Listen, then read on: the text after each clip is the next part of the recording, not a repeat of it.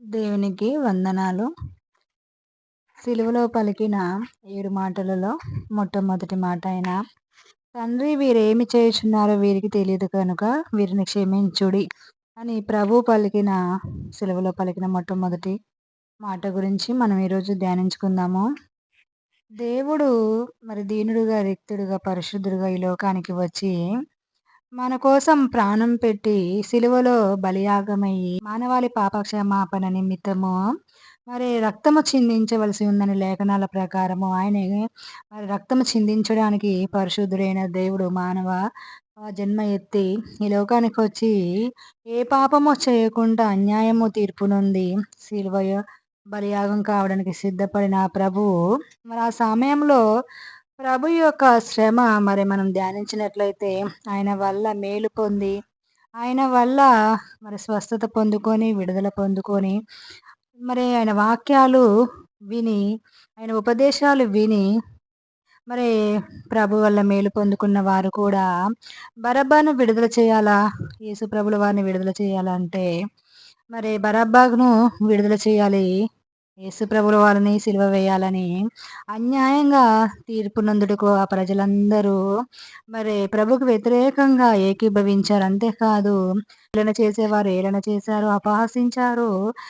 ఆయన ఈ మీద ఉమ్మి వేయడము, అంతేకాదు దూషించడము, ద్వేషించడము చేయడం జరిగింది. అంటే ఆ శ్రమంతటను చూసినప్పుడు ప్రభు అనుకున్నారు, ఆ శ్రమ అంతటి నుంచి ప్రభు దాటుకుంటూ వెళ్ళినప్పుడు ఆ శ్రమ అంతటి నుంచి ప్రభు దాటుకుంటూ వెళ్ళినప్పుడు ప్రభుకి అర్థమైన విషయము, వీరేం చేయుచున్నారో వీరికి తెలియదు కనుక ప్రభువా వీరిని క్షమించమని మొట్టమొదటిగా ప్రభుని ప్రార్థించారు, వేడుకున్నారు. అంటే అంతకుముందు ప్రభు అనేకులను క్షమించారు. నీ పాపములు క్షమించబడ్డాయి కుమార్తె అని ఆయన పరిచర్యలో అనేకులను స్వస్థత పొందుకున్న సమయంలో పక్షవాతి రోగితోని నీ పాపములు క్షమింపబడ్డాయి కనుక నీవు పరుపు ఎత్తుకొని నడుచుకుంటూ వెళ్ళమని, పరిగెత్తుకుంటూ వెళ్ళమని ప్రభు చెప్పడం జరిగింది. కాబట్టి ఈ శిలువ బలియాగంలో ప్రభు స్వయంగా క్షమించట్లేదు. ఆ సమయంలో ప్రభు ఈ లోకానికి వచ్చిన కర్తవ్యము నిర్వర్తిస్తున్నారు కాబట్టి ప్రభుని వేడుకుంటున్నారు.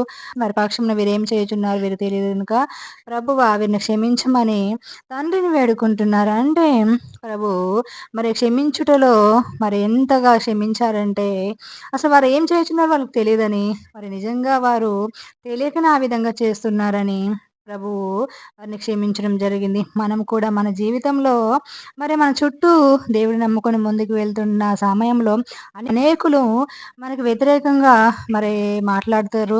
వారు అసలు ఎందుకు మాట్లాడుతున్నారు, నిజమేమిటో సత్యమేమిటో తెలియకుండా మనకు వ్యతిరేకంగా మాట్లాడుతున్న సమయంలో అనిపిస్తుంది మనకి కూడా, అసలు వీరు ఏం చేయుచున్నారు వీరికి తెలియదు అనిపిస్తుంది. నిజమే, వారికి తెలియకనే ఆ విధంగా మన పట్ల కూడా ప్రవర్తిస్తారు. కాబట్టి మనం కూడా వారిని క్షమించాలి.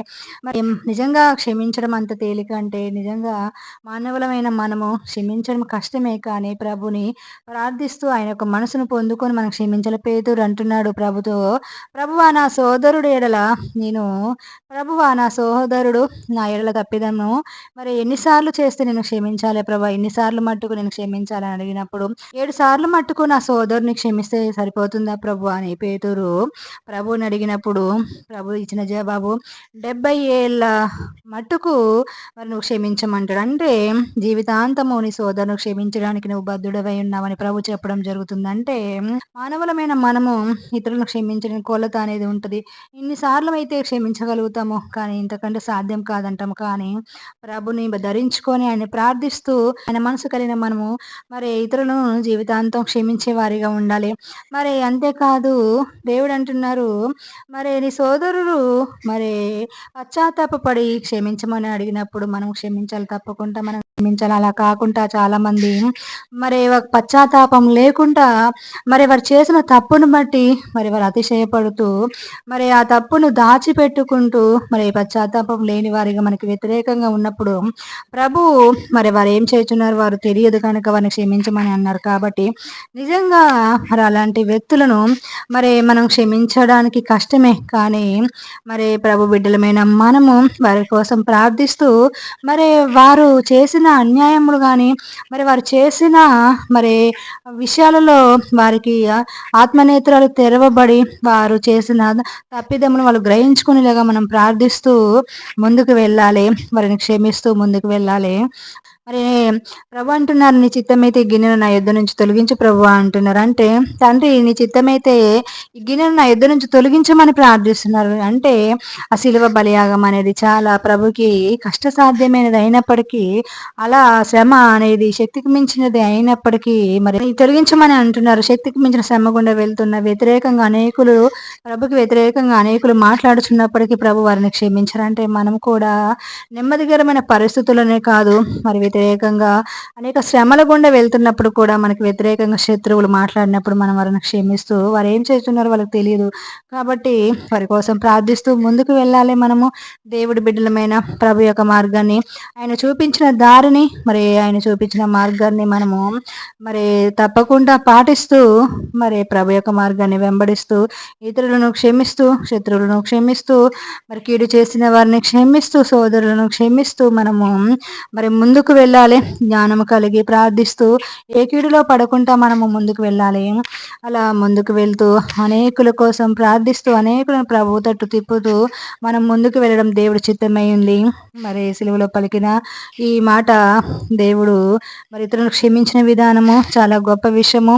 ఇది ప్రభు హృదయాన్ని కలిగిన వారికి ప్రభువుకు మాత్రమే సాధ్యము. ఈ వాక్యం మీ వినికిల్లో దీవించబడునుగాక. ఆమేన్.